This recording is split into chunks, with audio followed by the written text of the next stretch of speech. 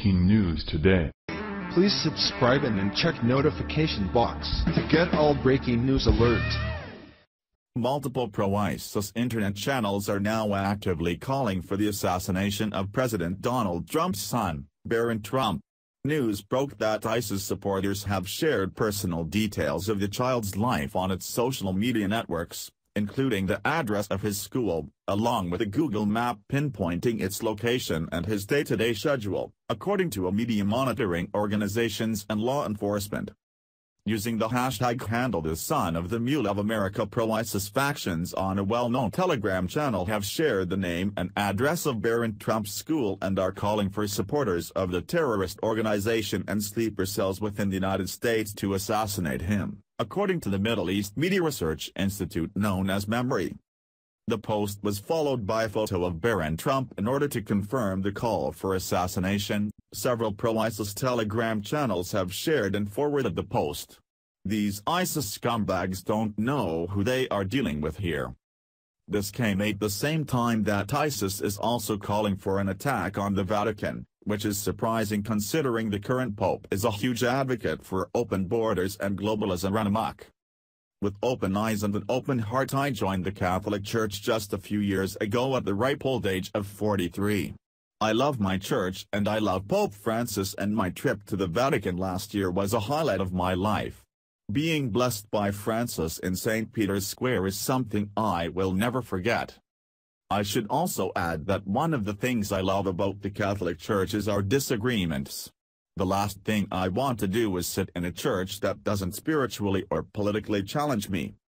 Nevertheless, until I learned this morning that Francis visited with the Little Sisters of the Poor, the nuns suing the Obama administration for relief from the persecution of a law, Obamacare, that forces Catholics to violate their conscience, I was beyond frustrated with this Pope. As our own government gives hundreds of millions of dollars to Planned Parenthood, an organization that butchers millions of innocent babies and sells off their body parts, the Pope ignoring that issue, and I hope the Holy Father will eventually address it, in favor of the unicorn of global warming, is an abomination.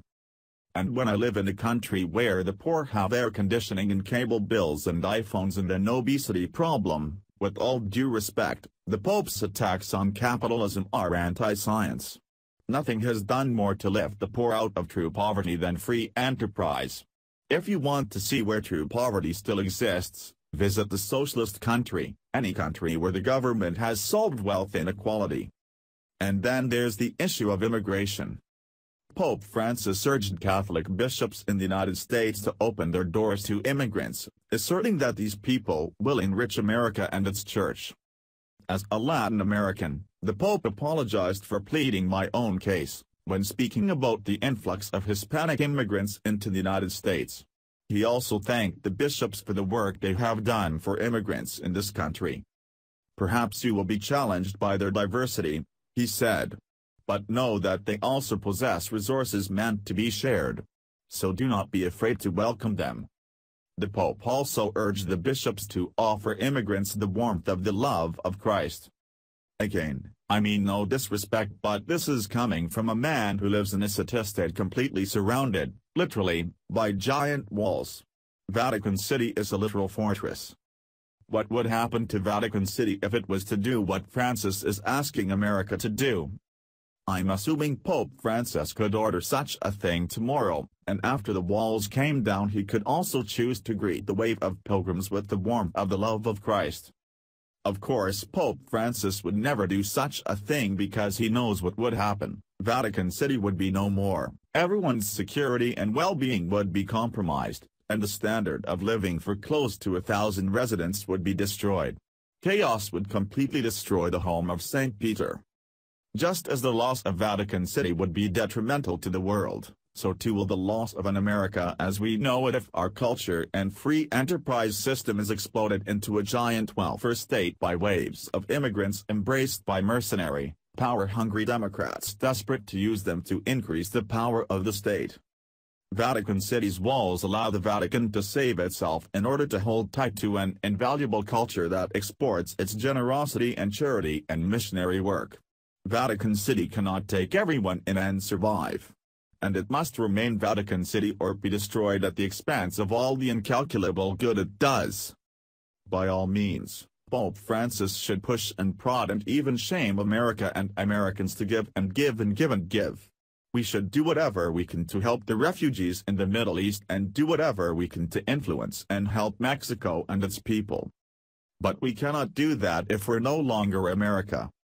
And all I'm asking is that for the good of the world, Pope Francis allow America the same border security, the home of no less than St. Peter enjoys. My church challenges me. It's something I invite. With love in my heart, this is me, a faithful follower, gently pushing back. When will the world learn that you just can't coexist with these savages? Even the Pope, who lives behind the security of its huge walls, isn't safe anymore.